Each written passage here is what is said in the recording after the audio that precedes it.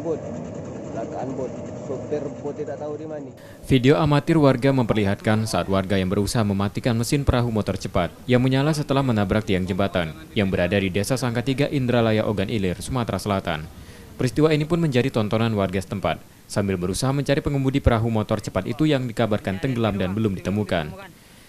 Sejumlah saksi mata mengatakan peristiwa terjadi secara tiba-tiba saat perahu dengan kecepatan tinggi menabrak tiang jembatan dan membuat pengemudinya terpental.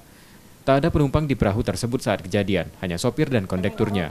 Sopir speed jatuh, speednya langsung nancap ke arah ke tebing gerinting dan tersangkut di rumah di belakang rumah warga. Sopir sudah jatuh dari jembatan, sudah tidak ketemu. Di speed itu ada kernet yang berusaha untuk naik lagi ke speed yang mengalami kecelakaan tersebut.